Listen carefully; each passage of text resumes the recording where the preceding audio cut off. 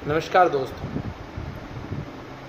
कि देश एक ऐतिहासिक उथल पुथल से गुजर रहा है। दो खेमे आपसी टकराव बढ़ता जा रहा है, मगर जो तस्वीरें जंतर मंतर से आई हैं, अगर उन्हें देखकर भी आप ये तर्क खोजने में लगे हुए हैं कि सरकार ने जो किया वो सही है, तो आप मान कर चलिए कि आप मानवीय मूल्य आपके ख़त्म हो चुके हैं। आप हो सकता है कि आप एक मशीन तो हो, मगर आपके अंदर एक धड़कता हुआ दिल नहीं है। आप पक्ष या विपक्ष किसी के भी समर्थक हो सकते हैं, मगर जो दृश्य थे छोटे छोटे बच्चों के साथ, कॉलेज यूनिवर्सिटीज़ के बच्चों के ऊपर जो लाठियां बरसाई गई, लाठियां भांजी गई है, और उस दृश्य देखने के बाद आप तर्क के आधार पर ये सिद्ध करने में लगे हैं कि जो हुआ वो सही हुआ, तो आप मान कर चलिए कि आप सभ्य समाज के अंदर एक जंगली कानून की प्रवृत्ति को बढ़ावा दे रहे हैं। और आग के खेल का नुकसान ये होता है कि जहां आज दूसरे का घर जल रहा है, पता नहीं कि हवा का रुख कब किस ओर चले और घर सभी के जद में आ सकते हैं। कभी राहत इंदौरी साहब ने कहा था कि लगेगी आग तो आएंगे कई घर जद में, यहाँ कोई मेरे अकेले का मकान थोड़ी है। आज छात्रों की बात है, पहले किसानों की बात थी, आगे न जाने किसका नंबर है। अगर हम बात करते हैं कि जो आज की तात्कालिक सत्ता है, बहुत से लोगों ने नारे लगाए थे, जो छात्र छात्राएं वहाँ आई थी, उनके माँ बाप ने भी बीजेपी को वोट दिया हो सकता है या मोदी जी को वोट दिया होगा।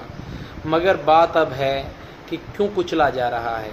क्या एक मंत्री का इस्तीफा इतनी बड़ी बात है कि सरकार नहीं ले सकती? इस देश के अंदर किसी न किसी की नैतिक जिम्मेदारी तो बनती होगी। अगर नीट का पेपर लीक हुआ है, अगर कोई और पेपर लीक हो, तो उसका जिम्मेवार कौन है? हम सभी जानते हैं कि मंत्री महोदय खुद पेपर नहीं बनाते, मगर उसकी जिम्मेवारी तय कौन करेगा? किसकी जिम्मेवारी थी कि वो पेपर सुनिश्चित किया जाए कि वो सही तरीके से हो? मगर जो डर और सत्ता का दिखाकर सबको चुप करवाया जा रहा है, जो मीडिया कभी दुनिया के अंदर चीखता था। मुझे याद है कि जब देश के अंदर इमरजेंसी लगी थी, हम किताबों में पढ़ते हैं कि इंडियन एक्सप्रेस ने उस समय एक संपादकीय पेज खाली छोड़ दिया था। वो पत्रकारिता का स्वर्णिम युग था, और आज के पत्रकार चाटुकार बने हुए हैं। वो बच्चों को आतंकवादी तक बताने में लगे हुए हैं। मगर अब वो दीवार टूटने लगी है। जो लोग चाटुकारिता का पर्दा लेकर पर्दे के अंदर पीछे बैठे हुए थे, अब उन्हें भी डर लगने लगा है। जो बड़े बड़े नाम सत्ता के सामने झुक गए थे, वो अब बोलने लगे हैं, और जो रोटी तवे पर जल रही थी वो अब पलटने लगी है। आज आप देखिए कि जो बड़े बड़े सेलिब्रिटीज ईडी के डर से, सत्ता के डर से चुप बैठे थे, चाहे वो पक्ष या विपक्ष कहीं के भी हो, उनके छात्रों के समर्थन में अब ट्वीट आ रहे हैं। वक्त अभी भी है, सरकार सचेत हो जाए। धर्मेंद्र प्रधान का इस्तीफा इतनी बड़ी बात नहीं है, कहीं ऐसा न हो कि दो मुट्ठी बाजरे के लिए मोदी जी दिल्ली की सल्तनत को खो दें।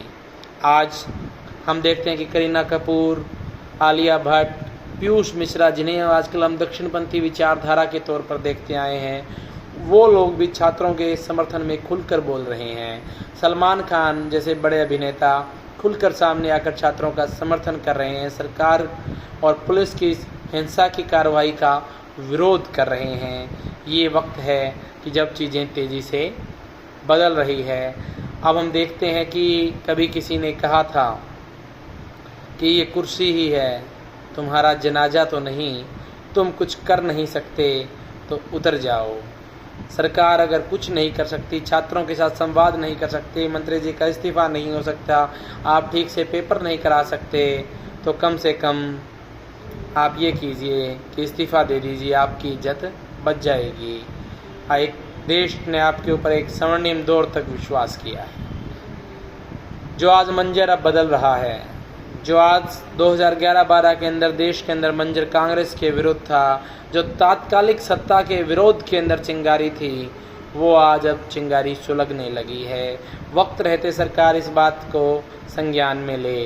अंत में सिर्फ कवि दुष्यंत की मुझे एक लाइन याद आती है कि कैसे कैसे मंजर अब सामने आने लगे हैं, लोग गाते गाते अब चिल्लाने लगे हैं, और इस तालाब का पानी बदल दो, अब इस तालाब के फूल अब कुम्हलाने लगे हैं। यही वक्त है कि पानी बदल दीजिए, वक्त बदल दीजिए, और खुल कर कहिए कि हम छात्रों के साथ है। सरकार को बात करनी पड़ेगी। लोकतांत्रिक मूल्यों पर यह देश चलेगा। जय हिंद, जय भारत।